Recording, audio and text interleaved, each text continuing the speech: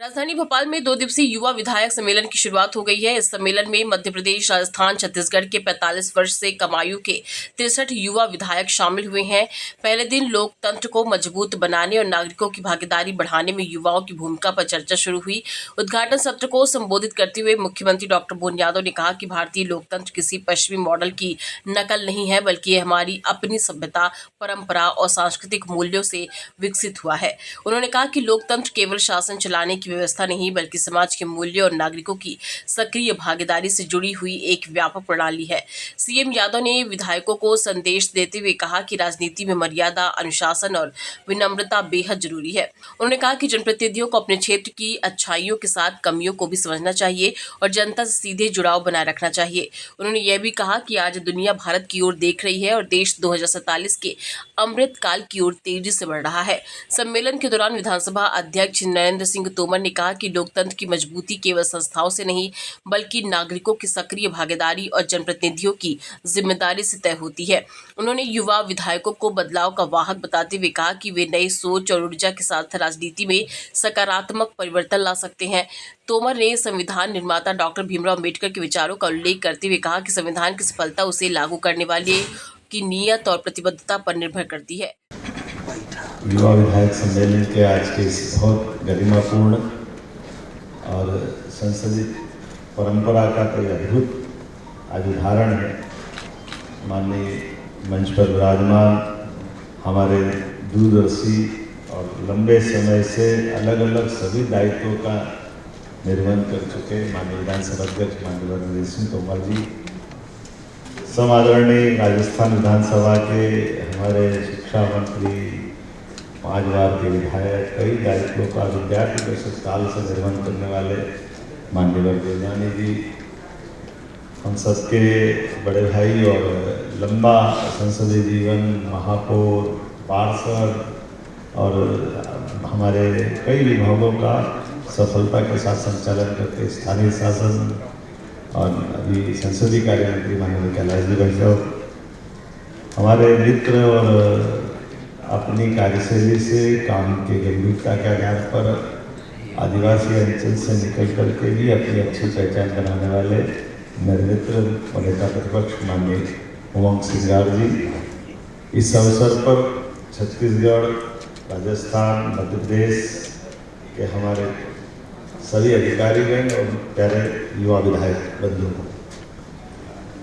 बहनों भी, भगिनी, मैं लोकतंत्र के साथ मध्य प्रदेश और देश का संदर्भ अगर देखता हूँ तो हमारा ये आधुनिक समय का लोकतांत्रिक जो स्वरूप दिखाई देता, कई अर्थ में कभी कभी गलत फहमी में भी हम मान लेते कि यूरोपीय देशों से, पश्चिमी देशों से आ गया।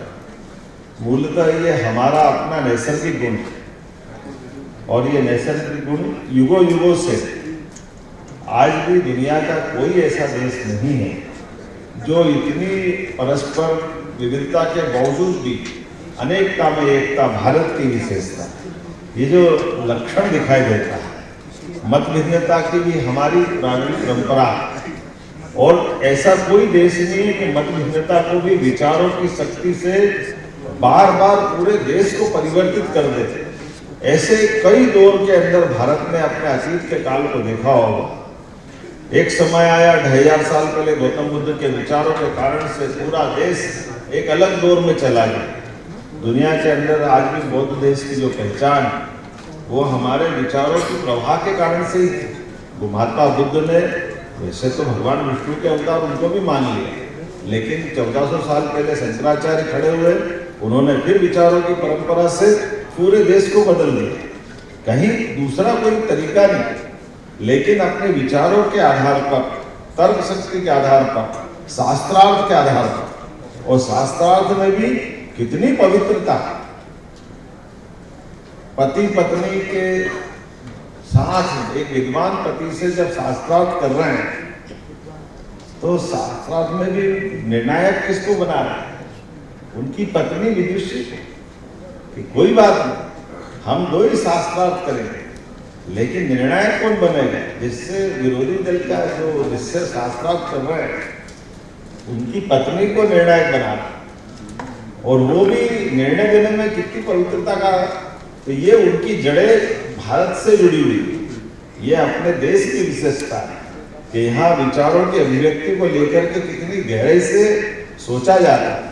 और इसी परंपरा में विक्रमादित्य काल पे चले जाएंगे, राजा राम तक चले जाएंगे, भोज काल तक जाएंगे, हर काल हर युग में हर समय सवाई मानसिंह हमारे राजस्थान पे हम जाएंगे।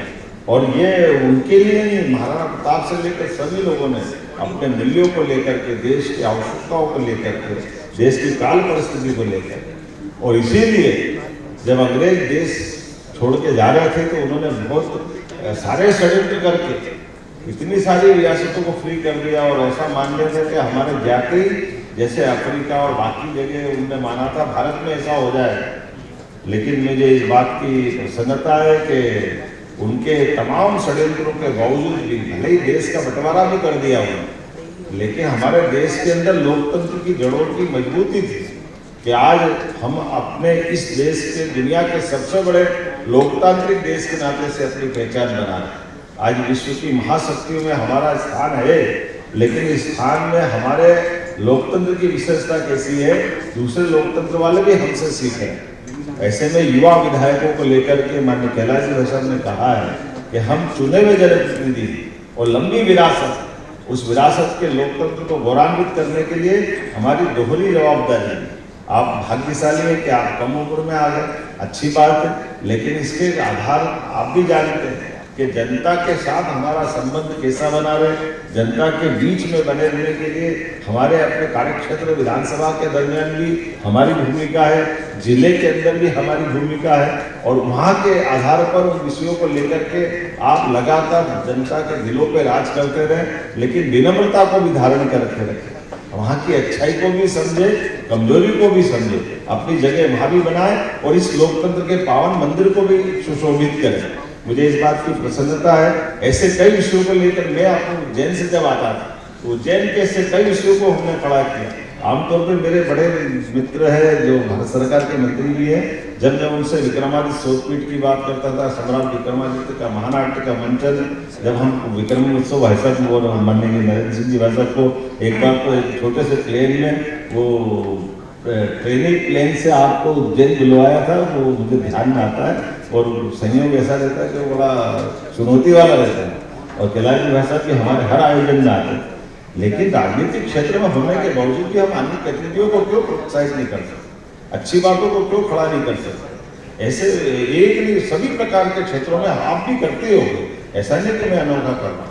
राजनीतिक क्षेत्र में करते करते अपने भी आनंद के लिए और लंबे समय तक लोगों को सीखने के लिए भी क्या चीज अच्छी हो सकती है, कैसे उस पर आगे बढ़ सकते, इन सारे कामों के बलबूते पर जैसे कहा कि अपना कार्यालय भी अच्छा होना चाहिए, अपनी खुद की भी, अपने अंदर की व्यवस्थाओं के साथ मनस्थिति भी इस काम में डूबने वाली होना चाहिए, अपनी व्यवस्थित प्लानिंग होना चाहिए, अध्ययन के लिए पर्याप्त समय रखें। मुझे इस बात की प्रसन्नता है, इतनी व्यस्तता होने के बावजूद मैं स्वाध्याय के लिए भी रोज समय रखता हूँ और व्यायाम के लिए भी 2 घंटे रोज रखता हूँ, दोनों में कोई कॉम्प्रोमाइज नहीं। ये जो हमारे बीच में भले कितने व्यस्त हो जाए, अगर पहला सुख निरोगी काया, अगर शरीर साथ में दे तो होएगा क्या।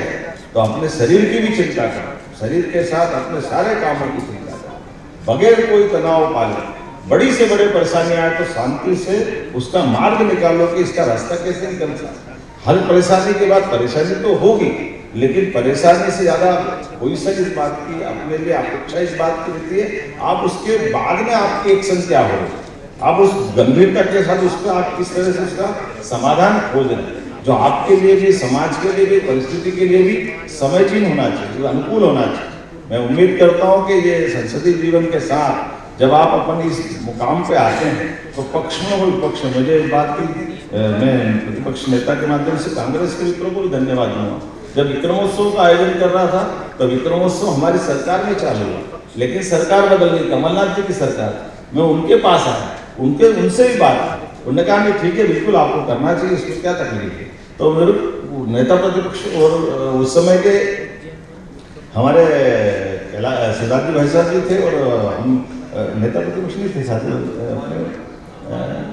गोपाल भार्गव जी, लेकिन माननीय मुख्यमंत्री को तत्कालीन उन्होंने कहा कि बिल्कुल मुझे कोई परेशानी नहीं, हम 2-3 जने गए थे मिलने बात करने के लिए कि ये अच्छा आइडिया है, कोई दल से नहीं करते। ऐसे सभी मामलों में लगातार हम अपने अपने क्षेत्र में जब हम काम करें, लेकिन ये बात भी सही है कि हमको अपने इस कामों के साथ करते करते लंबे समय तक अपने परिवार के लिए भी निजी रूप से जरूर ध्यान देना चाहिए।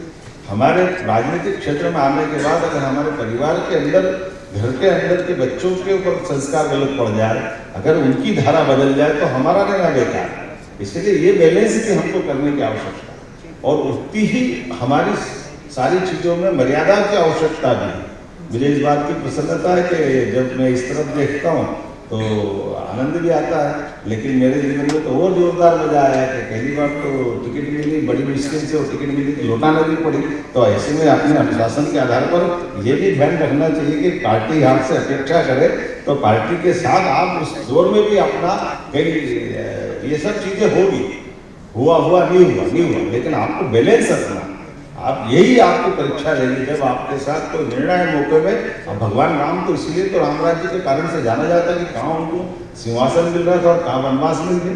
लेकिन ये हमारे लिए भी तो सीखने समझने की बात है कि भगवान हमारे आदर्श इसीलिए कि हम आज के दौर में उनके अच्छी बातों को कैसे धारण करें, उन सारी बातों को कैसे सीखें। मैं लोकतंत्र के 2 उदाहरण आपको देना चाहूँगा कि हम एक विक्रमादित्य का नाम जानते हैं। विक्रमादित्य के बाद उन्होंने गणतंत्र की स्थापना की, इतना बड़ा साम्राज्य बनाया, लेकिन अपने बच्चों को राजा नहीं बनाया। ये हमारे लिए उदाहरण है। इसी प्रकार से द्वारकाधीश भगवान कृष्ण के काल जिनने वो तो समर्थशाली थे और पूरा नाती पोता बना बड़ा परिवार था, लेकिन अपने बच्चों को राजा नहीं बनाया। ये जो हमारे लोकतंत्र की ऐसे कई सारी चीजें हैं। हम बने हैं, अगर बच्चों को दम होगा, बच्चे समझेंगे तो बन जाएंगे। हमको जबरदस्ती लाला के बनाने से कई बार हमारी राजनीति भी खराब हो जाती है। तो हमारी इन सारी बातों में नैसर्गिक रूप से लोकतंत्र की खूबसूरती है और आज के दौर में तो और समसामयिक है। हम सब समझते हैं इस दौर में जब दुनिया हमारी तरफ देख रही है, भारत को 2047 की तरफ बढ़ना, अमृत काल की तरफ बढ़ना, और ये बिल्कुल सही बात है कि 75 साल में अगल बगल के देशों में देखो तो लोकतंत्र बचा कहाँ है। अब पाकिस्तान, अफगानिस्तान, जहाँ भी आप देखोगे हो क्या रहा है, लेकिन ऐसे दुनिया के अंदर तक चले जाओ निकल कर, लेकिन अपने देश के अंदर विशेषता है कि पक्ष में हो विपक्ष में सरकारें ऐसी बदलती है, कोई फर्क नहीं पड़ता है। इतना बड़ा देश है लेकिन सरलता के साथ माननीय 14 की पहले सरकार की थी, अटल जी की पहले सरकार और अटल जी की सरकार तो मतलब उतने कम समय में 3 बार इस प्रकार से बदली। एक वोट के कारण सरकार चली गई। इसलिए जो सच में अटल जी के शब्दों में अगर कहा जाए तो उन्होंने कहा ये बात सही है कि दल बनेंगे, दल बिगड़ेंगे, पार्टियां आएगी, पार्टी आ जाएगी, लेकिन लोकतंत्र रहना चाहिए, देश रहना चाहिए। इसी भाव के आधार पर मेरी आपको सबको शुभकामना, बधाई, बहुत बहुत धन्यवाद। बहुत बहुत शुक्रिया माननीय मुख्यमंत्री महोदय जी। आपके भोपाल से आदित्य सराठी की रिपोर्ट।